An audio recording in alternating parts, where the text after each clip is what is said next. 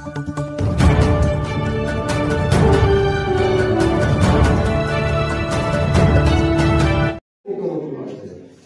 জন্য একবার যদি আপনার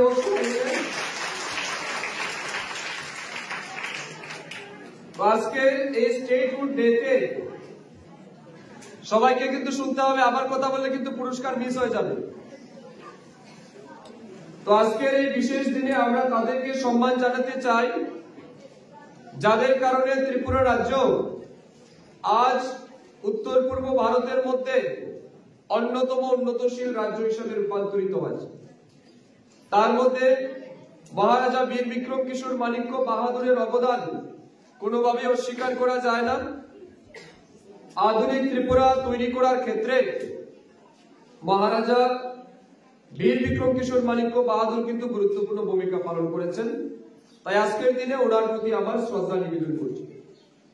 আমাদের রাজ্যে 1963 সাল থেকে এখন পর্যন্ত যে সমস্ত মুখ্যমন্ত্রী রাজ্যের দায়িত্ব গ্রহণ করে রাজ্যকে উন্নতির দিকে এগিয়ে নিয়ে গেছেন, তাদের প্রতিও আমি সম্মান জানাচ্ছি। তার মধ্যে যথাক্রমে শচীন্দ্রলাল সিংহ, সুকুময় সেনগুপ্ত, প্রফুল্ল কুমার দাস, রাধিকা রঞ্জন গুপ্ত, নৃপেন চক্রবর্তী 1978 থেকে 88 10 বছর তিনি দায়িত্ব পালন করেছেন। নৃপেন চক্রবর্তীর পরবর্তী সময় 88 থেকে 92 পর্যন্ত সুধীর রঞ্জন মজুমদার 4 বছর মুখ্যমন্ত্রী হিসাবে এই ত্রিপুরা রাজ্যে দায়িত্ব পালন করেছেন। 92 থেকে 93 1 বছর সমীর রঞ্জন বর্মন মুখ্যমন্ত্রী হিসেবে দায়িত্ব পালন করেছেন। 93 থেকে 98 দশরথ দেববর্মা 5 বছর দায়িত্ব পালন করেছেন মুখ্যমন্ত্রী হিসাবে। আর 98 থেকে 2018 সাল পর্যন্ত একটানা 25 বছর মানিক সরকার ত্রিপুরা রাজ্যের মুখ্যমন্ত্রী ছিলেন। 20 বছর, দুঃখিত, সরি, 20 বামের শাসন ছিল 25, কিন্তু তিনি 20 বছর শাসন করেছেন, দশরথ দেবের 5 বছর। তো মানিক সরকার একটানা 20 বছর মুখ্যমন্ত্রী হিসেবে দায়িত্ব পালন করেছেন। আর 18 থেকে 22 পর্যন্ত বিপ্লব কুমার দেবজি ছিলেন ত্রিপুরার মুখ্যমন্ত্রী অবাম।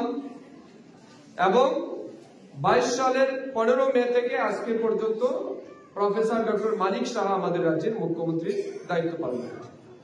তো যারা এই রাজ্যকে উন্নতির দিকে এগিয়ে নিয়ে যাওয়ার জন্য কাজ করেছেন তাদের সবাইকে আমরা হৃদয় থেকে ধন্যবাদ এবং কৃতজ্ঞতা জানাচ্ছি। এবং আজকের এই পূর্ণ রাজ্য দিবসে আমরা তাদেরকে সম্মান জানাচ্ছি। আজকের দিনটা সত্যি আমাদের জন্য ঐতিহাসিক এবং গুরুত্বপূর্ণ দিন, কারণ আজকের দিনে আমাদের রাজ্য স্বাধীনতা লাভ করেছিল পূর্ণ রাজ্য হিসাবে। আজ আমাদের রাজ্যে যখন ডেভেলপমেন্টের ক্ষেত্রে ফান্ড আসে তখন ডাইরেক্ট আমাদের রাজ্যের জন্য ফান্ড আসে এবং আমাদের রাজ্যের একটা বাজেটও তৈরি হয়। তাই আমাদের রাজ্য আজ দেশের যশস্বী প্রধানমন্ত্রী শ্রদ্ধেয় নরেন্দ্র মোদীজির নেতৃত্বে এবং বর্তমান মুখ্যমন্ত্রী প্রফেসর ডক্টর মানিক সাহাজির নেতৃত্বে যেভাবে উন্নতির চূড়ান্ত শিখরে পৌঁছে যাচ্ছে সেটা আমাদের জন্য সত্যি গর্বের এবং গৌরবের বিষয়।